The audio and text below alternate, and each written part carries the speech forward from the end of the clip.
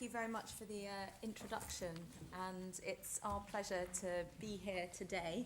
I'm a regular attendee to these, so it's a real privilege to be able to share some of our thoughts and analysis from the strategic analysis side of things. Strategic analysis is a political risk consultancy. We do an awful lot of work with a wide range of different sectors: insurance, oil and gas, construction, infrastructure, to name a few. And we work very closely with the think tank, the Henry Jackson Society, which regularly briefs MPs and the White House on policy issues. So I am shortly going to be handing over to my colleague Rupert, who will brief you about the Levantine region, and we have very specifically decided to keep our focus on looking at the security environment in the Levantine. Now, although I and Rupert will perhaps paint a little bit of a gloomy picture at times, I will say at the start that by no means is a reflection of how much work we're doing with individuals who are operating in the Levantine and MENA more broadly, because of the great potential that it offers. So this afternoon's briefing is looking at the significance of a region in transition for the oil and gas sector. Recent months have seen crucial developments take place which highlight and enhance the potential of the Eastern Mediterranean. We saw in October that finally the long-awaited ratification by Israel's Supreme Court of the 40% gas exports was forthcoming. In addition, we've seen Noble and Delek in the throes of identifying and expediting export options for the Leviathan field. And reportedly, Leviathan holds 19 trillion tons of cubic feet, 19 trillion cubic feet of gas. Tamar gas field is already in production. And indeed, the Israeli government forecasts that over the next 20 years, there is likely to be a $60 billion windfall of exports. In addition, we've observed moves by Gazprom to position itself within Lebanon, Israel, and Cyprus. So these recent developments and potential of the Eastern Mediterranean do make today's briefing timely. Now, as I mentioned, Rupert's going to be looking at security threats in the Levantine region, but beforehand, I would like to situate what we are looking at in terms of the threat picture, and forgive some of the broad terminology that we're going to use. It's very much a reflection of us working quite closely with government, and these words having some resonance. So looking at the MENA region more broadly, when one discusses the security situation in MENA, there are a number of areas which spring to mind. Amongst them is the ongoing conflict between Al-Qaeda and the government in Yemen. In August, we saw the UK and US embassies closed down temporarily, a reflection of the perceived security threat. And only last week, Al-Qaeda carried out a brutal attack against Yemen's defense ministry, claiming 52 lives. Another example of the escalating threat picture that we perceive in the MENA region was manifested with the Al-Shabaab attack of the Westgate shopping mall in Nairobi. And Al-Qaeda's wish to target Western interests was illustrated earlier this year with the In Amenas hostage crisis in Algeria. So as in the case of Yemen and in Kenya, the perpetrators of this attack, Al-Qaeda and the Islamic Maghreb, had an established track record of violence, which has seen an escalation over the last year. The biggest game changer from our perspective in 2013 has been Syria. And although this tragic conflict has been ongoing since 2011, in the last year it has taken an even more distressing turn. Groups purporting affinity with Al-Qaeda have become the strongest and most effective opposition military force on the ground. This development has rekindled Al-Qaeda's dwindling networks, further complicated Western attempts to provide support to the opposition, and increased the flow of foreign fighters to the region. The breakdown of law and order and the filling of the resulting power vacuums by Islamist militants is a rather worrying trend, and one which can be noted in other parts of MENA. In the case of Egypt, which is widely considered a symbol of the hope and optimism of the Arab Spring, a stable political order has not been established, and this has resulted in the Sinai descending into a state of guerrilla warfare between security forces and tribal groups. So I do paint a rather gloomy picture, but when Rupert speaks to the topic of the Levantine region, I think he will add in some of the opportunities that in fact these shifts that we're seeing in the Eastern Mediterranean offer, and the reason why we're working with so many people to assist them in mitigating those risks. So I'll now hand over to Rupert. All right, well, thanks very much, Ruth. And obviously it does sound like quite a gloomy picture when you look at the region that way now. As Ruth talked about, sector interest in the region the Levantine region is overwhelmingly with natural gas. And there are a number of endemic security problems, and I think it would be relaxed for us to gloss over those. But as I'm sure you're all aware, increasing demand in the region does suggest that the Levant Basin could become a provider of global energy in the next decade. So with this in mind, I'm briefly going to examine in a little more detail two of the kind of key developments in the region that could affect the sector in the last 6 months before taking a short whistle-stop tour around the region from the Sinai Peninsula to northern Lebanon, just to give you an idea of some of the threats that we see there and how they might potentially affect the region. So fingers crossed this should work. Brilliant. So I'll move straight on actually to the first development which I want to talk about, which is the overthrow of the Morsi regime in Egypt, which has had a number of effects on the Levantine region, chiefly I think of which is increased militancy in the Sinai Peninsula. Now, in 2011, when former President Hosni Mubarak was overthrown, we saw that it really created this security vacuum in the region, which enabled already existing militant groups to kind of increase their operational capability. And in the same way, the fall of the Morsi government over the summer did the same thing. Now, we've also seen increased targeting by militant groups of Egyptian security forces, most likely due to their anger over the overthrow of the Morsi regime, but also simply because they have more opportunity now as more Egyptian soldiers have moved into the region and attempted to take back control. Just on the 20th of November, we saw a large suicide car bomb kill 11 Egyptian soldiers. And in the last few days, we've seen Egyptian soldiers claim to have stopped a number of other attacks. Now, in addition to this, another development that comes really from the overthrow of the Muslim Brotherhood regime is the potential weakening of Hamas in the Gaza Strip. Now, they had turned away from Damascus in 2011 after the Syrian revolution started, more towards Cairo, looking for support there from the newly elected Islamist government. But since losing the Morsi government, they've now found that the new Egyptian government is blocking their imports into the Gaza Strip, been filling in their tunnels, they've been destroying weapons caches, as well as accusing Hamas of both supporting and fighting alongside militants. The Egyptian army regularly claims it kills Hamas members alongside Egyptian militants. Whether or not that's true or not is a different matter, but it's certainly true that Hamas has found it a much more difficult operating environment in North Sinai compared to previously.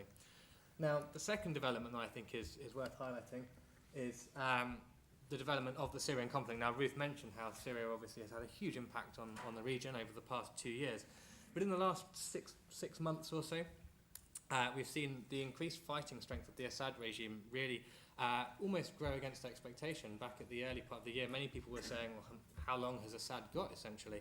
And yet increased activity by both Hezbollah fighters coming in from Lebanon, by Iranian training troops, and according to footage obtained by rebels, actually Iranian troops fighting on the ground, as well as large numbers of Iraqi militants crossing over, particularly those who'd been trained by Hezbollah to fight the coalition while British and American troops were occupying Iraq, are now crossing back into Syria to carry out attacks on rebel forces there. And that really has had this effect of both fragmenting the opposition, weakening the opposition, creating an enormous humanitarian catastrophe in which vast numbers of civilians have crossed over the borders into Lebanon, into Jordan, into Turkey, as well as essentially creating an environment in which really we could see the conflict in Syria go on for a long time in the future. At the moment, we're in a situation where it's unsure as to how the rebels will be able to respond to this. Now, in addition to that, over the summer, the Syrian conflict also saw the real decline of Assad's fear of Western influence and intervention, particularly after failure to carry out air attacks in the end of September. Whether or not we agree that that would have been successful or not, the West backing down in that way has certainly emboldened him. In addition to this, the rebels have recently lost non-lethal support from the US and the UK over fears that Al-Qaeda elements had been able to seize a number of warehouses in northern Syria. Again, there's been a lot of debate about how successful getting that non-lethal intervention, non-lethal help to the rebels has actually been, but certainly a development worth considering, I think. Now, with these two developments in mind, I'm just going to very aware of how much time we have and how much information there is to take in. So I'm going to try and do a very quick tour around the region. And hopefully if we've got any questions at the end, we can discuss various things that I'm going to touch on in more detail. So I think really if we start geographically, we'll go back to the south and start in the Sinai Peninsula, where essentially we see this is the region where you are most likely to see an attack directly targeted at the petroleum sector in the Levantine region. Now, militant groups such as Ansar Jerusalem and the Mujahideen Shura Council both have the capability to attack both Israel and its petroleum facilities. Ansar Jerusalem actually claimed a number of bomb attacks on pipelines in July 2012 and has carried out up to 6 rocket attacks on the city of Eilat, which obviously has large petroleum infrastructure. However, whilst this risk is, I think, very high, it is mitigated slightly by a number of things, particularly the success of Israel's Iron Dome system, its rocket defense network, which has been able to intercept rockets when they're fired at the city. Actually, for the first time in August, it did intercept a rocket fired at Eilat. We've also seen the IDF have great capability to fend off any cross-border attempts, so militants crossing the border to try and lay bombs on pipelines. While they're very rare, in August 2012, a very determined cross-border attack was fended off actually fairly easily by the Israeli Defense Forces. And also we've seen increasing use by the Israelis of targeting both militants inside the Sinai Peninsula. In August 2013, they carried out an attack on a militant camp there, and also their cooperation with the Egyptian security forces to stop these militants operating. And just recently, Egyptian papers are noting a large influx of Ansar Jerusalem militants away from Sinai, actually fleeing into the Gaza Strip, being chased by the Egyptian security forces, which I think is a development that I'll come to in my next point. Now, the second area that I think we should look at is the Gaza Strip, the most likely area to see a terrorist or militant attack coming from that area, but potentially not an attack targeted at the sector itself, one that could perhaps have a knock-on effect on the sector. Now, rocket attacks on the Eshkol or Ashkelon Regional Council areas are fairly regular, up to fortnightly. We last saw rocket attacks attempted on the 7th of December, on the 26th of November. But perhaps the greater worry is the escalatory fighting that can occur following either an Israeli attack on militants inside the Gaza Strip, as we saw following prior to Operation Pillar of Defence, or potentially following a high casualty strike by militants inside Gaza that kills a large number of Israeli civilians. Now this can occur with quite little notice in some cases, and rocket fire can go as far as 75 kilometres from the Gaza Strip, so certainly a threat worth considering when you think about the large amount of petroleum infrastructure in places like Ashkelon and Ashdod. Now, as I said, developments of the last 6 months have weakened Hamas. However, there are a number of other aggressors in the Strip, including the Mujahideen Shura Council and the Popular Resistance Committees, who have much less capability than Hamas, but who do have greater aspiration to carry out attacks. And it is potentially worth considering that this Ansar Jerusalem militants fleeing from the Sinai could perhaps lead to greater aspiration to carry out attacks on Israel now that once those militants bed down inside Gaza. Now, again, the success of Iron Dome can mitigate this risk, though rockets are unlikely to be intercepted unless they're targeted at populated areas due to the cost of such an interception. Now, moving swiftly on to the Golan Heights, which is actually often Israel's probably most stable border despite the ongoing conflict in Syria. Direct attacks across the border are unlikely, although accidental cross-border ordnance is relatively common. Actually, on the 29th of November, a force of Irish peacekeepers on the Golan Heights were ambushed very heavily by militant groups, luckily with no casualties. So there is that potential for conflict to break out very quickly, but often is very low intensity now. This could also potentially decline as Syrian government and rebel focus moves away from the Golan Heights, perhaps up more to the north towards the border with Lebanon, particularly the Kalamoon area, which is seeing quite heavy fighting at the moment. There's a town called Yabrud, which is really the last major stronghold of rebel forces in that area, which is likely to be the next target of the Syrian army. So potentially we'll see less fighting going on around the Golan Heights now. Should mention that targeted violence could potentially occur should further Israeli airstrikes inside Syria lead to retaliation from the Assad regime. We haven't seen it yet. We didn't see it in 2007 when the Israelis attacked Syrian nuclear facilities either. So I think that's a particularly unlikely threat. Although the activation of Palestinian militant proxies such as the Popular Front for the Liberation of Palestine is a possibility. The Assad regime has said that they have authorised this group to carry out attacks on Israel in the Golan Heights. However, the group is really almost non-operational these days and spends most of its time killing Palestinians in the Yarmouk refugee camp in Damascus, has been fighting for the Assad regime there instead. So again, I think this is an unlikely threat, but one that we should highlight.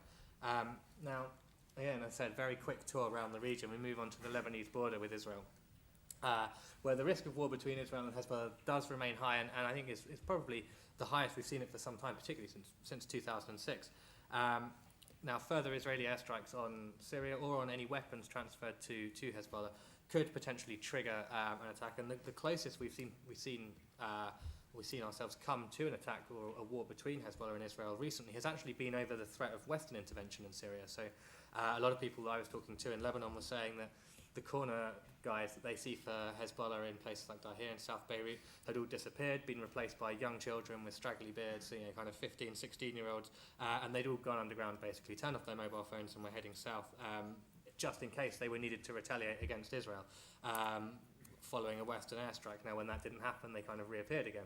And so it does show that despite their embroilment in Syria and despite how kind of caught up they are there, they certainly do have the capability and the capacity to mobilise in south Lebanon if they need to. So certainly something that should be discounted, I don't think. Now, finally, I think we should move on to Lebanon, where a country that really is, a lot of people are saying, has real potential for gas exploration particularly, but has almost been put on hold over the last year and a half since the outbreak of the fighting in Syria. Now, I think it's worth looking at in a little bit more detail, particularly considering that the political unrest that's being created by the war in Syria is having a real impact on the petroleum sector, a direct impact on the petroleum sector in Lebanon, where once Prime Minister Mikati resigned in March, he left a caretaker cabinet behind him that was unable to authorise any legislation, particularly two bills that are absolutely vital for any further exploration in Lebanon. Now, polarisation over the conflict in Syria means that a new cabinet is really unlikely to form, and actually just on Monday, on the 9th, the President said he opposed any calls for a convention of the Cabinet, said that it shouldn't happen until March next year, which suggests the timescales that we're talking about here. We could really see this problem push on into the middle of 2014. Now, this was actually also backed up by the Speaker of Parliament, Nabi Berri, who again said, I don't see any point in calling a Cabinet until even the presidential election process starts in March to May 2014. So we could see this push on for some time. And when you consider at the same time that whilst Cabinet isn't convening, Parliament also won't meet. It's due to meet on the 18th of December. This will be the 8th time, I think, that it's due to convene, and each time it's had to be postponed because nobody's turned up, because a number of the parties involved are currently boycotting the process. So we really see this kind of ongoing political crisis as the conflict in Syria carries on, that will simply just deadlock any process on the oil and gas sector. So certainly worth considering, I think. Now, if we move on to the conflict risks, obviously Lebanon is a country that's mired in sectarian division, and the war in Syria has kind of exacerbated this, but often only in certain areas of the country. Now, if we go geographically, I've gone too far, haven't I? If we go on to Beirut, I see perhaps South Beirut neighbourhoods, particularly Shia neighbourhoods, are at continued risks of mass casualty bomb attacks. And limited street fighting could spread out of those into interface areas, such as the areas between Dahir and the Sabra and Shatila refugee camps. But the rest of the city is actually unlikely to see any large-scale violence or bomb attacks. Most attacks, I think, would be very much concentrated in this particular area of the city. When you talk to people in Beirut, they do often say, well, of course that happens down there, what do you expect? This doesn't happen in our area of the city. So, again, something I think worth noting now, Tripoli in the north is in a much worse situation, where we've seen continued sectarian fighting for the last 6 months, really, and violence can begin with virtually no notice and escalate very, very quickly. But again, is often concentrated in the east of the city, particularly around the Jebel Mosin and Bab al-Tabana neighbourhoods, and it's really, again, almost two neighbourhoods attacking each other. There is, however, a continued threat, again, of mass casualty bomb attacks, particularly in Sunni areas this time, around mosques, community centres, and something I think that anybody who was travelling to the city would be worth, they should look at that as probably the main risk. Now, if you head south to Sidon, where most of the violence spreads out of Palestinian refugee camps to the south of the city, truces between Palestinian factions are a little iffy at the moment, to use the technical term. And we've seen a number of tit-for-tat assassination attempts between both secular Palestinian groups and Al-Qaeda-linked Palestinian groups, but again, very concentrated in one particular area. So whilst there is this doom and gloom picture about potential civil war in in Lebanon, a lot of it is very geographically concentrated and put in one particular area, so perhaps not something that should be paramount. And now, finally, when you head to the Bekaa Valley, this is a much more serious area, I'd say, the most dangerous area in Lebanon. Regular rocket fire from the Syrian border, both by the rebels and the Syrian government. Attacks by militants on Hezbollah convoys travelling to Syria. And the offensive in Kalamin, as I mentioned, whilst maybe taking the heat away from the Golan Heights, is certainly adding to it on the Lebanese border. So perhaps whilst you lose potential threat in one area, it comes back up in another area on the Lebanese border. So as I said, a very swift tour around the region, and I'll finish there. I think, as Ruth said, despite these security risks, it is an area, I think, with great potential if these risks are managed correctly. And I think it's certainly something that people should be looking at. I'll be happy to take any questions on this if anyone has any. So yeah, thank you.